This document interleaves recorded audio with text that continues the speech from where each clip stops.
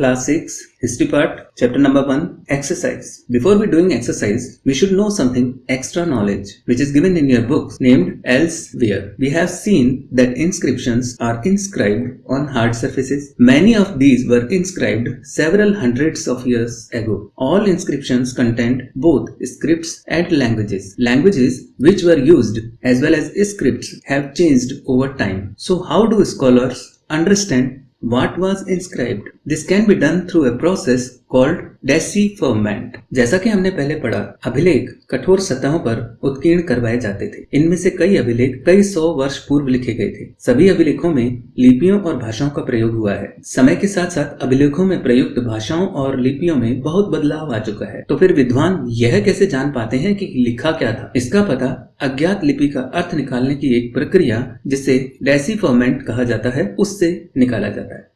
One of the most famous story of decipherment comes from Egypt, a country in the North Africa where there were kings and queens about 5000 years ago. इस प्रकार से अज्ञात लिपि को जानने की एक प्रसिद्ध कहानी उत्तरी अफ्रीका देश मिस्र से मिलती है। लगभग 5000 वर्ष पूर्व यहाँ राजा रानी रहते थे। Rosetta is a town on the north coast of Egypt, and here an inscribed stone was found which contained inscriptions in 3 different languages and scripts, Greek and 2 forms of Egyptians. Scholars who could read Greek figured out that the names of kings and queens were enclosed in a little frame called a cartouche. They then placed the Greek and Egyptian signs side by side and identified the sounds for which the Egyptian letters stood. As you can see, a lion stood for L and a bird for A. Once they knew what the letters stood for, they could read other inscriptions as well. मिस्र के उत्तरी तट पर Rosetta नाम का एक कस्बा है। यहाँ से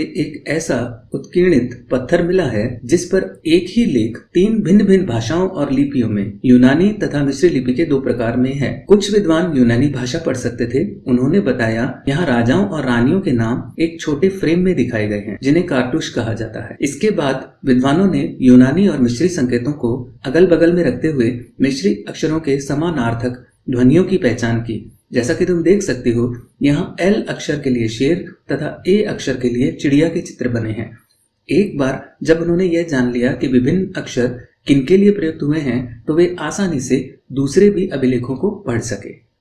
लेट्स रिकॉल में और लेट्स डिस्कस में अलग अलग क्वेश्चंस दे रखे हैं। उन क्वेश्चंस को सॉल्व करने का ट्राई करते हैं। हमारा जो पहला क्वेश्चन इस चैप्टर में आ रहा है वो है मैच द फॉलोइंग, जिसमें फर्स्ट है नर्मदा वैली। तो उसके लिए आंसर रहेगा Narmada valley was famous for hunting and gathering. So hunting and gathering. Next है मगध।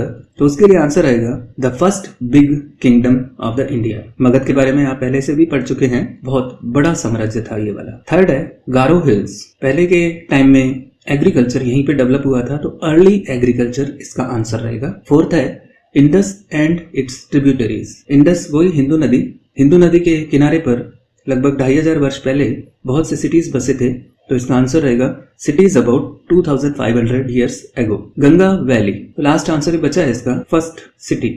नेक्स्ट क्वेश्चन हमारा मैन्युस्क्रिप्ट और इंस्क्रिप्शंस में डिफरेंस पूछ रहा है। इसके आंसर में हम लोग मैन्युस्क्रिप्ट के बारे में अलग से बता दें और इंस्क्रिप्शंस के बारे में बता दें तो सफिशिएंट रहेगा। तो manuscripts, the old book written by hands are called manuscript. They are usually written on palm leaf and specially prepared by bark of a tree known as birch, which grows in the Himalayas. Next, inscriptions. Inscriptions were written on hard surface such as a stone or metal. Answer is sufficient. Now next question. Let's discuss में दिया हुआ है question number 3. Read once again Rashida's question. What will be the answer of this?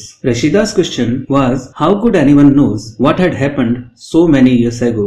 There are various ways by which the people can know about the past. First, remains left by early man in the form of tools, weapons, pottery, jewelry, etc. After man had learnt the art of writing, he wrote on leaves, bark of the trees, and even on hard material. We have been able to read the script of these people. तो ये 2 जो तरीके हो गए, ये तरीके रशीदा के question का आंसर हो सकते हैं।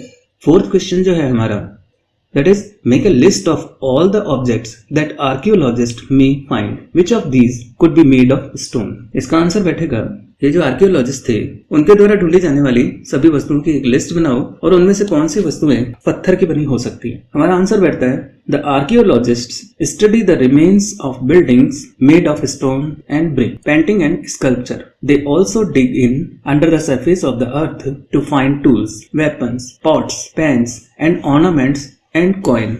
अब ये जो भी चीजें इसमें नजर आ रही हैं उनमें से कौन सी चीजें जो है वो स्टोन की बनी हुई हो सकती हैं, तो हम ये बता सकते हैं, tools and weapons. Tools and weapons could have been made of stone, buildings were also be made of stone. Next question है हमारा question number 5, why do you think ordinary man and women did not generally keep record of what they did? साधारण स्त्री तथा पुरुष अपने कार्यों का विवरण क्यों नहीं रखते थे? इसके बारे में तुम क्या सोचते हो? इसका आंसर बैठेगा, the ordinary man did not keep a record of what they did because they did not know how to read and write. There was a specialized class of people called scribes who recorded all the events. साधारण लोग उन्होंने क्या किया, इसका record नहीं रख पाते थे क्योंकि वो पढ़ना लिखना ही नहीं जानते थे। ये तो कुछ अलग लोगों की एक बिल्कुल स्पेशलाइज्ड क्लास थी जिन्हें स्क्राइब्स कहा जाता था। उन्होंने ये सारे के सारे इवेंट्स जो है रिकॉर्ड किए थे। नेक्स्ट क्वेश्चन है हमारा, describe at least 2 ways in which you think the lives of kings. Describe at least 2 ways in which you think the lives of kings would have been different from those of farmers. कम से कम 2 ऐसी बातों का उल्लेख करो जिसके अनुसार राजाओं और किसानों के बीच में भिन्नता का पता लगता है। आंसर में किंग के बारे में अलग से लिख देते हैं, फार्मर के बारे में अलग से लिख देते हैं। King, the king led a luxurious life, he made all the decisions for the society and looked after their welfare, they led to armies in war. King जो है बहुत ही शानदार जीवन जीते थे और समाज के बारे में पूरे निर्णय लेते थे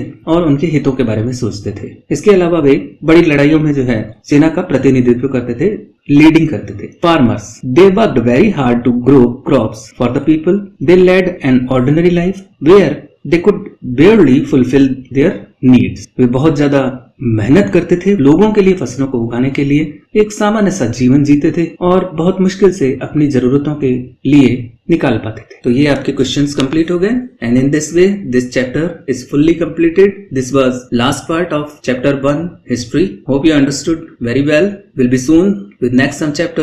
Till then, be happy. This presentation brought to you by Indra Vijay sir.